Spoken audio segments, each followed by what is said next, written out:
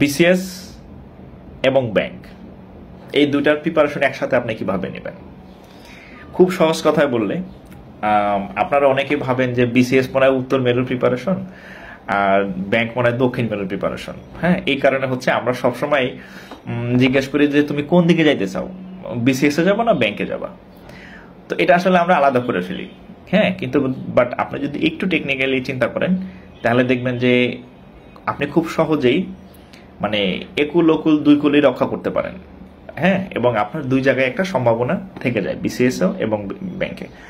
আপনার যদি preparation BCS based হয়, আপনি বিসিএস ফুললি প্রিপারেশন নেন বিসিএস বেসড, তাহলে ব্যাংক সুইটে যেতেছে। জাস্ট মনে রাখবেন, আপনি বিসিএস এ যা যা শিখবেন তার পুরোটাই ব্যাংকে কাজে লাগবে। সেখানে আপনি ম্যাথ করতেছেন, ইংরেজি করতেছেন, বাংলা করতেছেন, আইসিটি করতেছেন, সাধারণ জ্ঞান পড়তেছেন, কোনটা ব্যাংকে নাই বলেন? সবগুলাই ব্যাংকে কাজে লাগবে, বরং বিসিএস এর পরিমাণটা অনেক বেশি।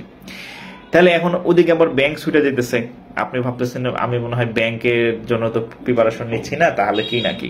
আসলে কি নাকি কিছুই না। আপনি যে ম্যাথ শিখতেছেন বিসিএস এর জন্য, সেটা ব্যাংকেও কাজে লাগবে। শুধু একটা পার্থক্য, একটা ডিফারেন্স, সেটা হচ্ছে ব্যাংকের ম্যাথটা ইংরেজিতে আসে।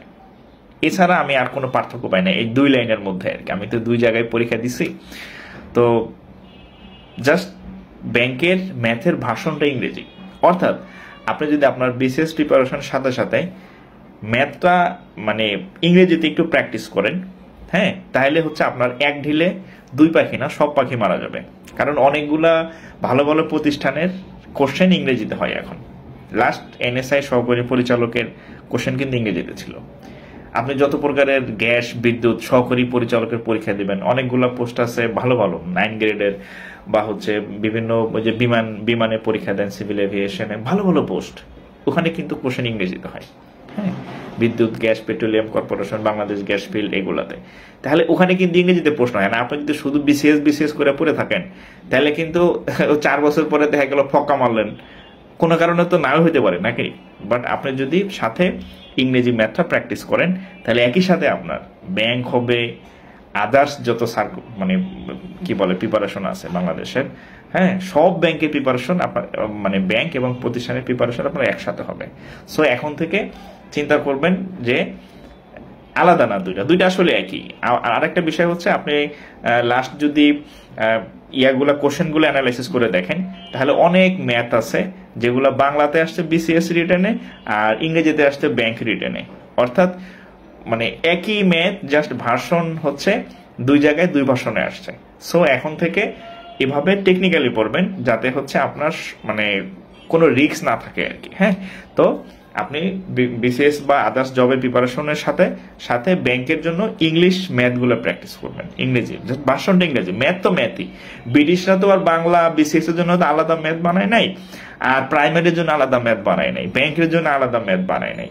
এখন ব্যাংকের ভার্সনটা নর্মালি ইংরেজিতে হয়। সো ম্যাথ তো একই, পার্সেন্টেজ তো পার্সেন্টেজই, ফ্র্যাকশন তো ফ্র্যাকশনই, এটা তো একই জিনিস নাকি ক্যালকুলেশন। শুধু ব্যাংকের কোশ্চেনটা ভার্সনটা ইংরেজিতে হয়। তাহলে আপনি কি করবেন? আপনি তো পার্সেন্টেজ বা হচ্ছে ফ্র্যাকশন বা এই টাইপের ম্যাথগুলো আপনি পারেন, জাস্ট হচ্ছে ব্যাংকের যে প্রিভিয়াস কোশ্চেনগুলো হয় ওগুলো আপনি একটু সলভ করেন, ইংরেজি ভার্সনের সাথে একটু মানে অ্যাডজাস্ট হয়ে যান, দেখবেন যে আপনি ব্যাংকের পরীক্ষা তো পাস করবেন। হ্যাঁ, অনেক বিসিএস পোস্টের থেকে বাংলাদেশ ব্যাংকের সহকারী পরিচালক অনেক ভালো। হ্যাঁ, অনেক বিসিএস ক্যাডারও বাংলাদেশ ব্যাংকের সহকারী পরিচালকের পরীক্ষা দিচ্ছে প্রতিবার বয়স থাকাকালীন, যে যদি হয় তাহলে আমি শিফট করে চলে আসবো।